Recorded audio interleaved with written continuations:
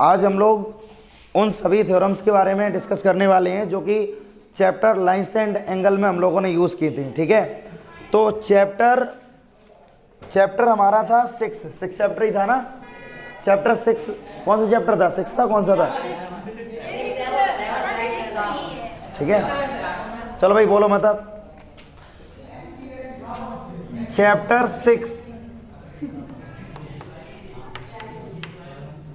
6 lines and angles.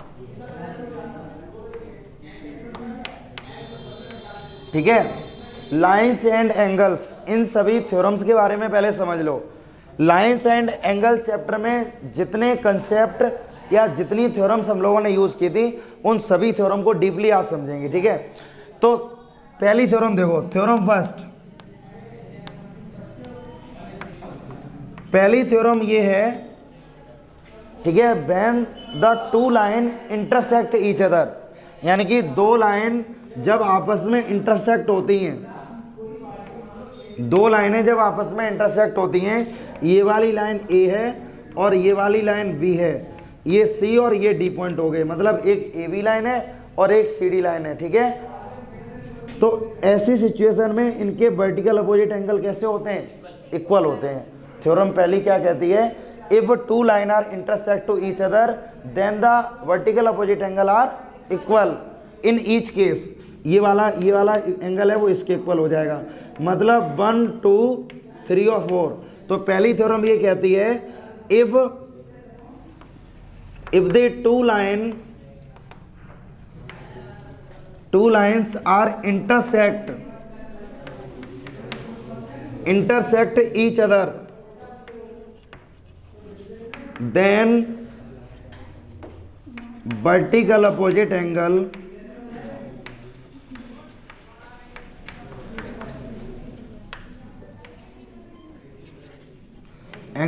are equal। ठीक है, vertical opposite angle are equal. अब जैसे ये फिगर हमने यहाँ पर बना दिया तो तुम लिख दो यहाँ पर angle 1 is equal to angle 2 और angle 3 is equal to angle 4। ये तुम्हारे कैसे एंगल है? वर्टिकल अपोजिट एंगल है। पहली थ्योरम सभी क्लियर हो गई। पहली थ्योरम ये है कि जब दो लाइनें आपस में इंटरसेक्ट होती हैं तो वर्टिकल अपोजिट एंगल इक्वल होते हैं। ये तो तुम्हारी फर्स्ट थ्योरम है। अब हम सेकेंड थ्योरम के बारे में बात करेंगे। थ्योरम सेकेंड, देखो सेकेंड थ्योरम क्या है? सेकेंड थ्योरम में ये बताया गया है कि जब कोई ट्रांसवर्सल लाइन, मैंने जब ट्रांसवर्सल लाइन के बारे में तुम्हें समझाया था तो ट्रांसवर्सल लाइन के बारे में मैंने तुम्हें एक चीज़ समझाई थी कि वो लाइन जो पैरेलल लाइंस को कट करती है वो तुम्हारी ट्रांसवर्सल लाइन होती है। क्लियर है ना इतना? मतलब क्या है, कंडीशन पर पहले सभी ध्यान देना। ये हमारी पैरेलल लाइंस हैं, ये हमारी पैरेलल लाइंस हैं।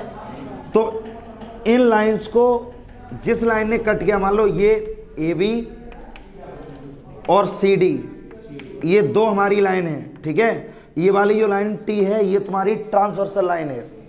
टी तुम्हारी ट्रांसवर्सल लाइन है। तो क्योंकि इसने दो पैरेलल लाइंस को कट किया है तो दूसरी थ्योरम के अकॉर्डिंग ये बोला गया, दूसरी थ्योरम के अकॉर्डिंग कंडीशन यहाँ पर ये बोली जा रही है कि when a line intersect the parallel lines, ठीक है, that is called transversal line, that time interior alternate angle या alternate interior angle are equal. देखो यहाँ पर इस वाले केस में इंटीरियर वाले जो अल्टरनेट एंगल होंगे वो तुम्हारे इक्वल होंगे। ये वाला एंगल 1 है, ये वाला एंगल 2 है, ये वाला एंगल 3 है, ये वाला एंगल 4 है। मतलब जब एक लाइन दो पैरेलल लाइंस को कट करती है तो उस टाइम जो तुम्हारे इंटीरियर एंगल होते हैं वो आपस में इक्वल होते हैं। ये वाला कॉन्सेप्ट हम लोगों ने क्वेश्चन में भी यूज किया है। तो यानी कि अब दूसरी थ्योरम के according if the transversal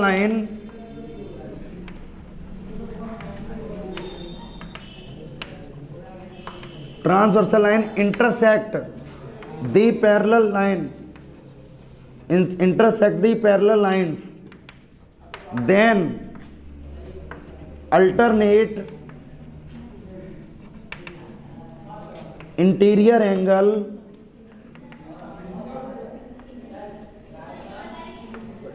are equal। देखो यहां से दूसरी थ्योरम ये है कि अल्टरनेट इंटीरियर एंगल इक्वल होंगे। जैसे एंगल जो 1 है वो एंगल 2 के इक्वल होगा, 1 2 के इक्वल हो जाएगा, और जो एंगल 3 है वो एंगल 4 के इक्वल हो जाएगा। ये तुम्हारे हैं alternate interior angle, alternate interior angle. देखो इन थ्योरम का हम प्रूफ भी कर सकते हैं, इन थ्योरम का हम प्रूफ भी कर सकते हैं, लेकिन प्रूफ अभी इतना ज़्यादा मैटर नहीं इस चीज़ में करेगा, क्योंकि प्रूफ करने के लिए हमारे पास जो जिसको बोलते हैं जनरल ज्योमेट्री भी हमें पता होनी चाहिए। क्योंकि हम लोगों को इसमें एक थ्योरम ये भी है, मतलब एग्जाम्स हम लोगों ने ये पढ़ा है कि अगर स्ट्रेट एंगल को कोई भी रे अगर इंटरसेक्ट करती है, समझो पहले इस चीज़ को, रे का मतलब समझते हो? रे का मतलब ये कि एक पॉइंट तुम्हारा, जैसे ये मान लो कि ये स्ट्रेट लाइन है, अब एक पॉइंट तुम्हारा फाइनाइट पोजीशन पर होगा, दूसरा तुम्हारा इनफाइनाइट पोजीशन पर होगा। जैसे अगर हमसे ये बोला जाए कि हमें इस वाली थ्योरम को प्रूफ करना है, तो हम इस वाली थ्योरम को प्रूफ भी कर सकते हैं, लेकिन प्रूफ करने के लिए लाइंस और एंगल्स के हमारे पास बेसिक कंसेप्ट भी क्लियर होने चाहिए। तो बेसिक कंसेप्ट एग्जाम्स में होता है। एग्जाम्स में पहला कंसेप्ट ये था, अगर स्ट्रेट लाइन को कोई भी रे अगर इंटरसेक्ट करती है तो उस पर बने एंगल का सम कितना होता है? 180 होता है। उस पर बने एंगल का सम 180 होता है, ये ध्यान देना, उस पर बने एंगल का सम 180 होता है। और इन्हीं एंगल्स को हम लोग बोलते हैं लीनियर पेयर। क्या बोलते हैं इनको हम? Linear pair. लीनियर पेयर सिर्फ इसलिए बोलते हैं क्योंकि ये लाइन पर बने होते हैं, इसीलिए हमारे लीनियर पेयर हैं। तो इन थ्योरम्स का हम प्रूफ भी करेंगे। पहले बेसिक केवल थ्योरम को समझ लो। दूसरी थ्योरम हमारी ये ट्रांसवर्सल वाली लाइन है। हमने शुरुआत में तुम्हें मतलब alternate angle, corresponding angle, vertical opposite angle सभी समझा भी दिए थे शुरुआत में, इंट्रोडक्शन लेक्चर में ये सब पढ़े हुए हैं। दूसरी थ्योरम में सिर्फ इतना ही है कि अगर कोई भी ट्रांसवर्सल लाइन दो पैरेलल लाइंस को अगर कट करती है तो अल्टरनेट इंटीरियर एंगल आपस में इक्वल होंगे। ठीक है, अब सुनो, ये दूसरी थ्योरम हो गई। अब अगर हम तीसरी थ्योरम के बारे में बात करें, देखो केवल कन्वर्स थ्योरम है, समझ लो पहले इस चीज को। थ्योरम थर्ड ज्यादा इसमें नहीं है, तीसरी थ्योरम को समझना, कन्वर्स थ्योरम है वो। कन्वर्स का मतलब इसकी जस्ट रिवर्स, मतलब इन्होंने हमें यहाँ पर ये बता दिया कि दो पैरेलल लाइंस को जो लाइन कट करती है उसको ट्रांसवर्सल लाइन बोलते हैं। ऐसी सिचुएशन में जो इसके अल्टरनेट इंटीरियर एंगल होते हैं वो बराबर होते हैं। ये कौन सी थ्योरम? ये सेकंड थ्योरम है। अब तीसरी थ्योरम इसकी रिवर्स थ्योरम है। मतलब क्या? मतलब रिवर्स थ्योरम इसकी ये है कि अगर अल्टरनेट इंटीरियर एंगल आपस में बराबर हैं तो वो दोनों लाइनें पैरेलल होंगी। ये इसकी रिवर्स थ्योरम है। समझो पहले था रिवर्स। दो थ्योरम हम लोगों ने कंप्लीट कर ली, ठीक है। दूसरी थ्योरम में मैंने तुम्हें ये बताया था, सभी ध्यान दो थ्योरम में। दूसरी थ्योरम मैंने तुम्हें ये समझाई थी कि अगर दो लाइन पैरेलल हैं, उनको ट्रांसवर्सल लाइन कट करती है तो उनके interior angle, alternate interior angle आपस में बराबर होंगे। अब तीसरी थ्योरम क्या है? थर्ड थ्योरम पर सभी ध्यान दो। तीसरी थ्योरम में ये बोला गया कि अगर दो लाइन को, ध्यान देना सभी, वो लाइनें भले पैरेलल हो या ना हो उससे मतलब नहीं है। पहले थ्योरम पर इस पर ध्यान दीजिए सभी। सी और डी, दो लाइन को अगर एक तीसरी लाइन कट करती है और उनके इंटीरियर एंगल, मतलब एंगल 1 और एंगल 2 आपस में इक्वल है, angle 1 is equal to angle 2, और यहाँ पर लिख भी दें हम अल्टरनेट इंटीरियर एंगल, ये मैंने लिख भी दिया है यहाँ पर। एंगल 1 है वो एंगल 2 के बराबर हो गया, और जो एंगल 3 है वो एंगल 4 के बराबर हो गया। लॉजिक दोनों का सेम है। ऐसे टाइम पर वो दोनों लाइनें आपस में पैरेलल होंगी।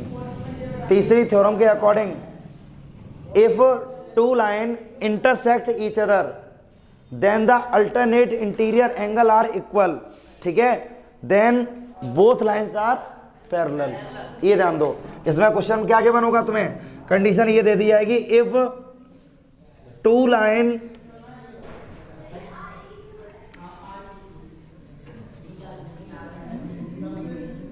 if a line intersect two different line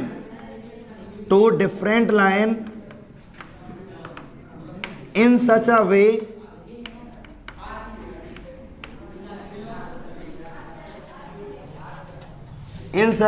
whose alternate interior angle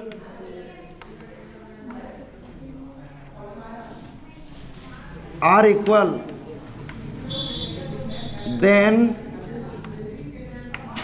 both lines are parallel.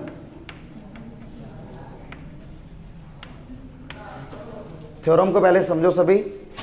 ये तुम्हें सब याद नहीं करना, पहले कंडीशन केवल देखो। मैंने ये बोला अगर एक लाइन दो डिफरेंट लाइन को इंटरसेक्ट करे, समझना, एक लाइन दो डिफरेंट लाइन को इंटरसेक्ट करे और वो इस तरीके से इंटरसेक्ट करे कि उनके अल्टरनेट इंटीरियर एंगल आपस में बराबर हों, तो ठीक है। तो देन द बोथ लाइन्स, जो दो लाइनें उसने कट की हैं वो दोनों लाइन कैसी होंगी? पैरेलल होंगी। ये तुम्हारी तीसरी थ्योरम है। दो सेकंड वाली थ्योरम में क्या बताया था? पैरेलल लाइन को कट करे तो अल्टरनेट इंटीरियर एंगल बराबर होंगे। अब तीसरी थ्योरम क्या है कि अगर एक ऐसी लाइन जो दो लाइनों को कट करे और उनके अल्टरनेट इंटीरियर एंगल इक्वल हैं तो वो दोनों लाइनें कैसी होंगी? पैरेलल होंगी। ये तो तुम्हारी थर्ड थ्योरम होगी, ठीक है। ये रिवर्स थ्योरम है कुछ थ्योरम सेकंड की। अब थ्योरम तीसरी क्या है? तीसरी थ्योरम के बारे में पहले समझ लो। तीसरी हो गई थ्योरम फोर्थ, थ्योरम फोर्थ। चौथी थ्योरम क्या है भाई? चौथी थ्योरम पर सभी ध्यान देना। ये बोला गया क्वेश्चन में, थ्योरम ये बोलना चाह रही है कि अगर दो पैरेलल लाइन है, समझना, if two parallel line then a line intersect these lines, intersect these lines, ठीक है, then the alternate interior angle, then the sum of alternate interior angle in the same side is 180। ये is supplement, कुछ भी यहाँ पर बोल दो। ये एंगल 1 मान लो, ये वाला एंगल 2 मान लो, ये वाली लाइन T हो गई, ये वाली लाइन A, ये B हो जाए, ये वाली लाइन C और ये D हो जाए। पहले इसको ढंग से समझ लो। दो पैरेलल लाइन को अगर एक लाइन कट करती है तो उस लाइन को हम लोग ट्रांसवर्सल लाइन बोलते हैं। एक लाइन कट करती है तो ऐसी सिचुएशन पर अल्टरनेट जो इंटीरियर एंगल होते हैं इन द सेम साइड, मतलब एक ही तरफ, तो उन दोनों का जो सम होता है, उन दोनों का सम मतलब 180 होता है। या मैं तुमसे ये बोलूं बोथ एंगल्स आर सप्लीमेंट, तो सप्लीमेंट का मतलब तो समझते हो, sum of two angles are 180। Clear है ना? तो इन्होंने इस थ्योरम में यही तुमसे बोला। इस थ्योरम में इन्होंने क्या बोला है? इन्होंने ये बोला इफ ए लाइन, समझना सभी, if a line intersect two parallel lines,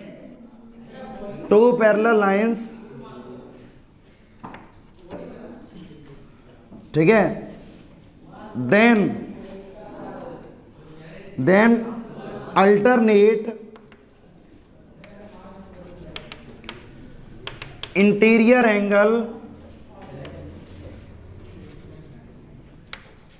interior angles are supplement या are supplementary in same side of the line, in same side of the line. इन चीजों को समझ लो। थ्योरम अगर तुम रट के तैयार करोगे तो पॉसिबल ही नहीं है। केवल कंसेप्ट को समझो।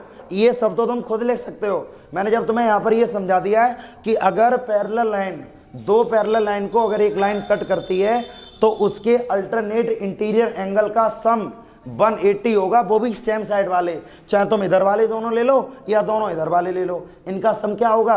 180 होगा। जैसे मान लो ये वाला एंगल हम 3 ले लें, ये वाला एंगल 4 ले लें, तो इस वाले केस में एंगल 1 प्लस एंगल 2 ये भी 180 होगा और एंगल 3 प्लस एंगल 4 ये भी 180 होगा। तो इसको हम बोलते हैं सप्लीमेंट्री एंगल। दो एंगल का सम अगर 180 आ जाता है तो वो दोनों एंगल कैसे होते हैं? सप्लीमेंट्री। क्लियर है इतना? अब देखो, एक तो मैंने तुम्हें ये वाली थ्योरम समझा दी है, अब इसके रिवर्स थ्योरम आएगी। तो रिवर्स थ्योरम क्या बन सकती है? रिवर्स थ्योरम ये बन सकती है, अगर एक लाइन दो लाइन को इस तरह से इंटरसेक्ट करती है कि उसके अल्टरनेट इंटीरियर एंगल का सम 180 आता है, तो वो दोनों लाइन कैसी होंगी? पैरेलल। वो दोनों लाइन कैसी होंगी? पैरेलल होंगी। मतलब ये केस, इस वाले केस में इन्होंने पहले से ही दे दिया है कि A B parallel C D. इस वाले केस में मैंने यहाँ पर लिख भी दिया पैरेलल लाइंस। इस वाले केस में ये पैरेलल तुम्हें गिवन है और तुमसे सपोज करो प्रूफ करवाया जाए, तुम्हें दे दिया जाए 2 लाइनें दे दी गई और उनके अल्टरनेट इंटीरियर एंगल का जो सम है वो 180 दे दिया जाए, तो 180 दे दिया जाए तो तुम लिख सकते हो यहाँ पर अगर वो 180 गिवन कर दें तो इसका मतलब वो दोनों लाइन, जो लाइन उन दोनों लाइन को कट करेगी वो दोनों लाइन कैसी होंगी, पैरेलल। ये देखो ये रिवर्स थ्योरम है, क्लियर है या नहीं, इसमें पैरेलल गिवन है और रिवर्स थ्योरम में तुमसे पैरेलल बता दिया जाएगा। नोट करो इसको पहले। देखो हम लोगों ने अभी थ्योरम 4th पढ़ी थी, सभी ध्यान देना, हम लोगों ने थ्योरम 4th पढ़ी थी। अब हम थ्योरम 5th के बारे में बात करेंगे। थ्योरम 5th,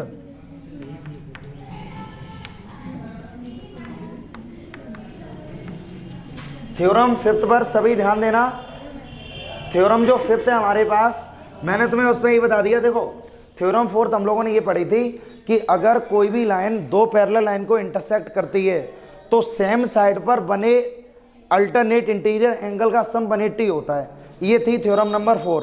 अब थ्योरम 5 इसके जस्ट कन्वर्ज है। कैसी है कि कोई भी लाइन अगर 2 लाइन को इस तरीके से कट करती है, कोई भी लाइन 2 लाइन को, ये वाली लाइन ए बी मान लो, ये वाली लाइन सी डी मान लो, कोई भी लाइन 2 लाइन को इस तरह से कट करती है कि उनके अल्टरनेट इंटीरियर एंगल का जो सम है 1 और 2 मान लो, 3 और 4, इनका जो सम है वो कितना आ जाए, 180 आ जाए। एंगल 1 प्लस एंगल 2 और angle 3 plus angle 4 is equal to 180 degree. ठीक है, इनका सम अगर 180 डिग्री आ जाए तो देन इस वाले केस में A B parallel C D. देखो थ्योरम 4th में डिफरेंस क्या था, थ्योरम 4th में हमें ए बी और सी डी के पैरेलल दे दिए गए थे और थ्योरम 5th में हमने ये A B parallel C D के प्रूफ कर लिया है। मतलब कब प्रूफ किया कि एक लाइन ने 2 लाइन को इस तरह से इंटरसेक्ट किया कि अगर उनके अल्टरनेट इंटीरियर एंगल का सम 180 अगर है तो वो दोनों लाइनें कैसी होंगी, पैरेलल होंगी। तो तुम इसको कैसे लगोगे, देखो यहां से तुम इसको लगोगे, if a line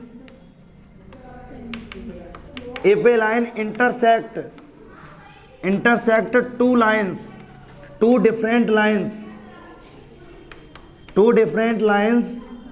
in such a way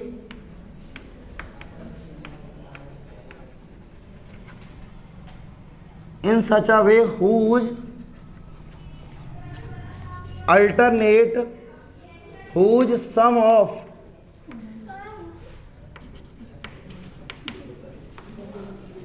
sum of alternate interior angle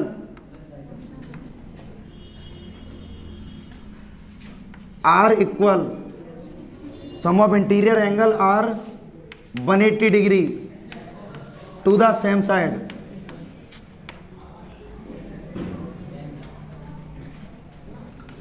same sides, then both lines are parallel। समझो पहले इस चीज को। इस वाली थ्योरम में मैंने तुम्हें यह समझाया कि एक लाइन 2 डिफरेंट लाइन को इस तरीके से इंटरसेक्ट करती है जिसके अल्टरनेट इंटीरियर एंगल का समय वो कितना आ जाए, 180 डिग्री। तो ठीक है, वो भी 180 डिग्री का आना चाहिए, जो भी एंगल कैसे होने चाहिए, सेम साइड पर होने चाहिए। तो इसका मतलब वो दोनों लाइनें कैसी होंगी, पैरेलल होंगी। ठीक है, अब एक बार सभी थ्योरम्स को समझ लो। पहली थ्योरम तो मतलब ये वाली तुम्हारी 5th थ्योरम हो गई। अब देखो 6 वाली थ्योरम के बारे में अगर हम बात करें, थ्योरम 6, ध्यान देना सभी,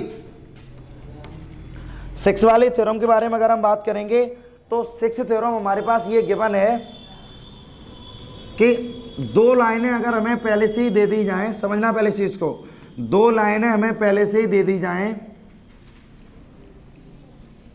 ये वाला पॉइंट हो गया ए, ये वाला पॉइंट हो गया बी, ये वाला पॉइंट हो गया बी और ये वाला पॉइंट हो गया सी। ये वाला पॉइंट मान लो तुम, ये वाला मान लो पी क्यू और ये हो जाएगा आर एस। ये मुझे 2 लाइनें गिवन है और ये पहले से ही इन्होंने दे दिया कि P Q parallel R S.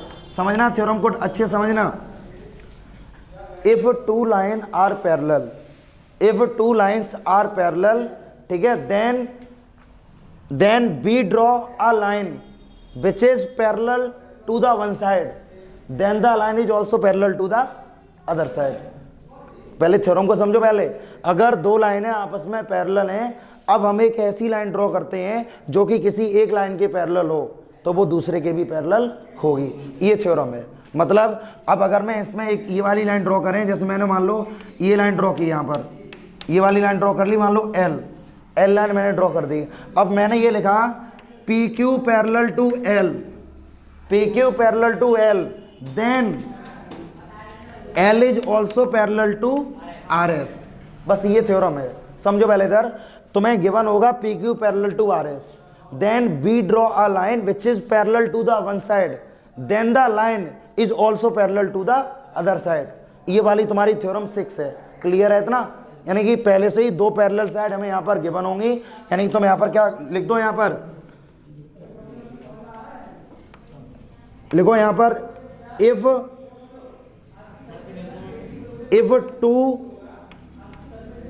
two parallel sides are given, then we draw a third line, ध्यान देना सभी, then we draw a third line which is parallel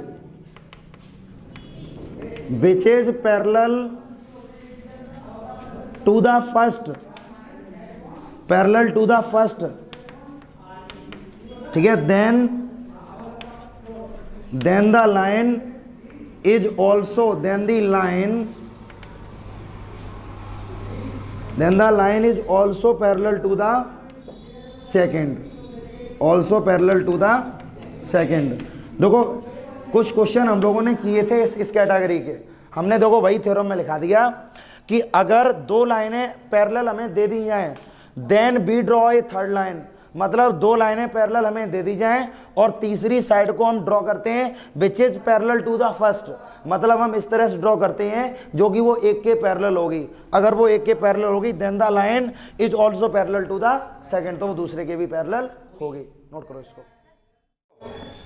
theorem 7 और थ्योरम 8 हम लोगों ने क्वेश्चंस में यूज किए, बहुत ज़्यादा सरल हैं। थ्योरम 7 तो बहुत ही ज़्यादा आसान है। थ्योरम नंबर जो 7 है, थ्योरम नंबर 7 में सिर्फ हमें इतना सिर्फ इन्होंने बता दिया कि एक ट्रायंगल अगर हमारे पास है, एक ट्रायंगल हमें दे दिया गया ए बी और सी, एक ट्रायंगल हमें ए और बी से दे दिया गया, तो इसके इंटीरियर एंगल का सम 180 होता है। ये थ्योरम नंबर 2 है। मतलब all the interior angle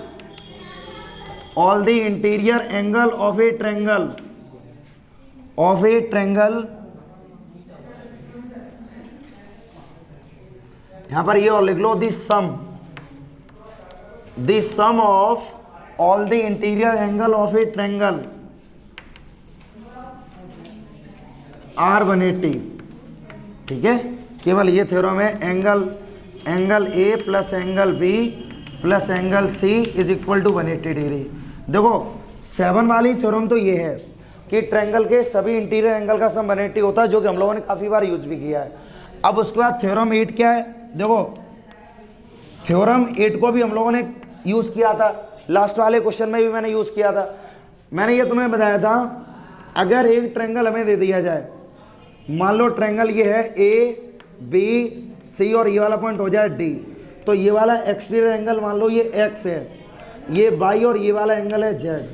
तो थ्योरम नंबर 8 सिर्फ इतना थ्योरम बोल रही है कि एक एक्सटीरियर एंगल का सम, सुनो पहले इधर, जो किसी भी ट्रायंगल का जो एक्सटीरियर एंगल होता है वो रिमेनिंग टू इंटीरियर एंगल के सम के इक्वल होता है। क्लियर है इतना? यानी तुम यहाँ पर क्या लिखोगे, एक्सटीरियर, इसको हम बोलते हैं एक्सटीरियर एंगल थ्योरम बोलते हैं, exterior angle theorem, exterior angle theorem, इसको हम एक्सटीरियर एंगल थ्योरम बोलते हैं। यानी तुम यहाँ पर लिखोगे एक्सटीरियर एंगल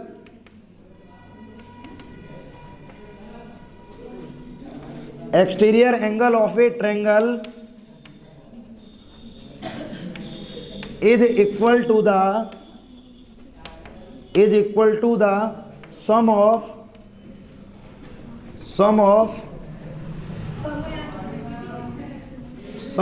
opposite